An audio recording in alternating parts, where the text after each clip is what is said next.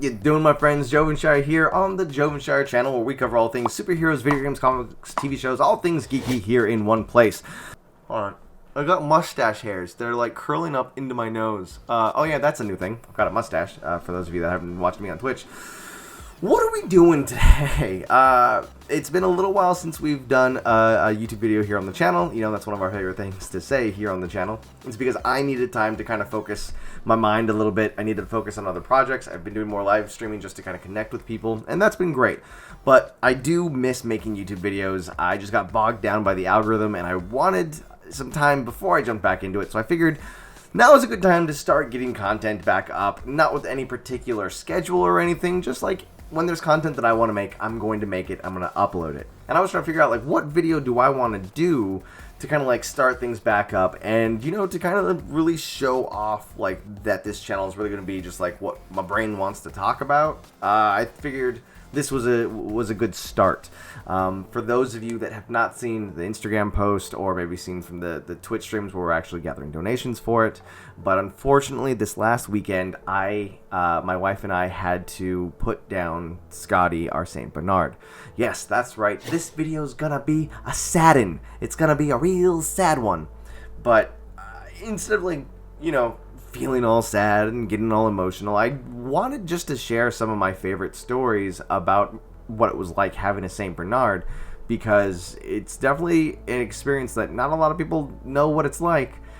So I thought maybe to remember Scotty's life, it would be nice just to, you know, chuckle about some crazy things that happened while having a Saint Bernard.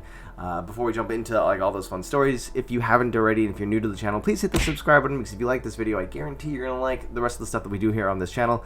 I also guarantee that they won't always have the same kind of nature to them. Other videos won't all, you know, be about my pets that have died, I swear. So, I think there's actually a video on my channel somewhere about how I got tricked by my wife in getting a Saint Bernard, because Scotty was actually a foster. It was a foster dog that we were just going to foster. And Kate, because I promised Kate, not this last Christmas, but the Christmas before that, I promised her, I was like, you can have one more dog. Like, whatever dog you want, we can go down that route. And she wanted the Saint Bernard. I was like, that's crazy. And she's like, you promised. I was like, I did say I promised. Damn it. Because we knew it was going to be crazy to take on a Saint Bernard, we actually decided to first do, like, just a foster, see if it worked out. And that's what I thought, because she told me that you couldn't foster, or you couldn't adopt your first foster. So I was like, this is perfectly safe. We're going to get a foster dog. She's going to realize that it's too much to handle, and then we won't have a Saint Bernard. Yeah, that all didn't work out. Just to kind of speed through that story, the people that were running the program was like, hey, actually, yeah, if you would like to adopt her, it's completely fine. You can actually have this dog, Scotty. So, yep, I was duped. Now we have a Saint Bernard. It's great. Go watch that video for the full story. It's adorable. But that first week was crazy. Having a dog that just drooled all of the time, and she was super anxious. It was rough. It was really rough. Rough. But, you know, the reason we actually knew it was going to be a good idea to actually adopt Scotty and to have a Saint Bernard is because she wasn't our dog, she was Freya's dog. I think I actually have a picture for it. We took this picture of Freya snuggling up next to Scotty. This was them on, like, day 3 of hanging out with each other, and we were like, oh, okay, yeah, this is a dog that Freya wants us to have, so let's make it work. We'll make it work. And, you know, life was interesting. I remember I was training Paco, editor Paco. He can actually attest to this. I was training him up here in this studio on how to edit, and I walked downstairs, and Kate's like, we have a new dog. And I was like, oh, look, there's a Saint Bernard here. And then that's when the drool started. Walking her was interesting because, you know, you kind of went where she wanted to go. So there was a lot of training that we had to do. But it wasn't outside of the house that was actually causing the problem. It was her inside of the house that was causing a problem. Because when we leave, we actually put, like, a little baby gate up, and it keeps all the dogs upstairs. And we never had an issue before, so, you know, all the different doors to the bedrooms are open. It's fine. Just this is where the dogs are at. They're just not downstairs. And we got home, and we were only greeted by 2 dogs barking at the baby gate. We're like, why? Where's the big one? And then I hear some rumbling in the guest bedroom, and I'm like, oh no.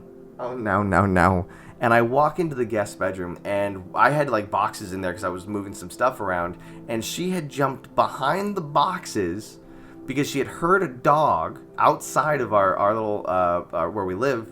And so she jumped over the boxes and got her hind legs up on to the window so she could see down and see the dog. And then you can see like there's this perfect break in the window where her paw kind of was like going through it. But then she was stuck behind like a computer and some boxes, and so she's just like, well, I'll just wait here. And that just caught her red-handed, and like, all right, well, we can't have this anymore. She's this giant dog that's trying to break out windows because she heard other dogs. And that kind of that was the foreshadowing. We should have known after that moment that it's like, this dog is going to get crazy when it comes to windows. And little did I know this was going to happen just, a year later, about a year later from that. And this is by far my favorite story to tell about Scotty. And it's not a good story. I tell this story and people are like, what? My dog jumped through a window. She jumped through our living room window, right? But there's a couch. There's a little love seat in front of the window, right? But like the window goes way, like quite a few feet above the couch. But there's a couch in the window, so there's stops the dogs from going up and then like looking through the curtains, because like they were doing that before. They were going through the curtains to try to like see what was going on. So we put the couch there to kind of stop it from happening. But we had the window open, and walked by the window was a little old lady with a dog. And Scotty was like, yeah, that's the life I want to live right now. And she got up onto the window, so it was like that mesh screen, and she kind of pushed through it, and you can kind of see it waning. I'm like, oh no, what's about to happen? She sees the dog, barks, and then like jumps and pushes through the screen and just gets right through it, just right through the window. And I'm like, oh my god, I'm in my pajamas, I'm not wearing socks or shoes or anything. And by the time I thought to myself, am I really jumping through a window right now to go catch my dog? I was already halfway through the window. It happened so quickly, but I just jumped into like, let's go get my dog mode as I jumped through a window. And there's something about going through a window that your brain doesn't process it correctly, because it's not something you normally do. So when you are jumping through a window, your brain's like, hey, this is new. This is a new experience for us. Cool. As I catch my dog by the back of her legs, like her hip, her haunches. Is that her haunches? Oh, I grabbed her by like the back hip, and I'm trying to like pull her back while she's like barking and barking and barking at this dog she just saw on the other side of this fence with this little old lady. The lady is laughing it off because she's like bewildered that she just saw a 125-pound Saint Bernard jump through a window, and now is just there at the gate barking at her dog. She's laughing out of bewilderment. But I look, and to the left, I see a man that looked horrifying that he just saw this giant dog jump through a window. And when people ask me, what's it like to have a Saint Bernard? That is what it's like to have a Saint Bernard. And it's funny because people are like, wow, it's just like that movie Beethoven. And I kind of want to stop right now just to be like, that is not what the movie Beethoven is like. The premise of the movie is not about a family getting to know what it's like to live with a Saint Bernard. The premise of that movie is that the vet of this small town is crooked, right? Not like crooked, but like he's an evil dude, and he's working with this scientist who wants to test out a bullet. It's this new bullet from like that you shoot from a gun on how it, but they need to test this bullet on how it would affect a skull roughly the size of a human skull. But they can't test on humans because that's inhumane or whatever. Inhumane. But what isn't inhumane in this world is kidnapping a Saint Bernard, in this case Beethoven, because they want to kidnap Beethoven and then test this bullet on Beethoven's head to see if it would affect a human brain or a human skull the same way. And that's what the premise of the movie is. It's all about this vet trying to kidnap Beethoven so they can shoot him. That's what what my life was like, what I went through having a Saint Bernard is nothing like the movie Beethoven, because the movie Beethoven is fucking weird. It was always absolutely crazy having a giant dog. She snored, she would get drool on anything and everything. People wouldn't come over anymore because she would try to jump on people, but eventually we were able to calm her down and kind of train her a lot better, and like we had kids around her and she was completely fine with it. And I think that was like a really good moment for us when my nephew Ronan came like running down the stairs and like kind of like bumped into Scotty, and we're like, ah, and Scotty was like, okay, and we're like, this dog is gonna be really good with kids. And unfortunately, Scotty never had the chance to meet ours that we would have, one day in the future. And it sucks because Scotty was 4. We only had her for a year and a half. And now, just to the sad part of the story, like the reason we had to put her down is because on Sunday, we found like this growth, this swelling that was happening in one of her back paws. And that was on Sunday. And on Saturday, so 7 days later, we were putting her down. It just happens that fast. And we found out it's because she had a type of lipoma cancer, and it's already spread through her body. And that was rough. There it is again. When you go to put a dog down, and she's so heavy. She's such a big dog, 125 pounds. And we were able to kind of help hold her while the vet put the liquid in to euthanize her. And her body just kind of slumped in my arm, but it slumped in my arm the same way like she would normally slump my arm if I was like snuggling close to her and she decided to like fall asleep on me. And it was a really weird feeling because you feel it and you're like, oh, this is what this is supposed to mean, but now it's a different feeling altogether. But it was a hard week because we didn't have her for that long, and we absolutely missed Scotty.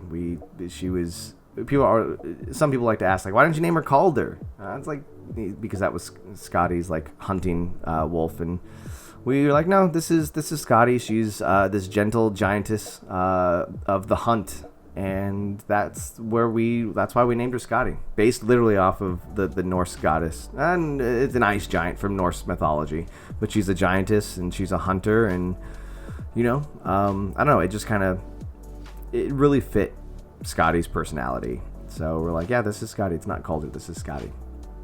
And we miss her very much. So I want to thank you guys for letting me share these stories and kind of just vent about it, because like talking to my friends, to be completely honest, it's a little weird. I'm not really good at human connections and sharing emotions and feelings, but in doing this, all I have to do is look at this little camera attached to my phone, and I can vent and go through this healing process and not feel like I'm talking to anyone, but at the same time, I am actually talking to you guys, and we get to talk in the comments below. So I just want to thank you for letting me share these stories with you today. It's a different way to start up, creating videos for this channel again, but we're back at it, and yeah. I miss Scotty. That's the story. We had some crazy times, but I loved every moment of having her. Even though, admittedly, I was very much against the idea, but I'd do it again in a heartbeat. 100%, I'd do it again in a heartbeat.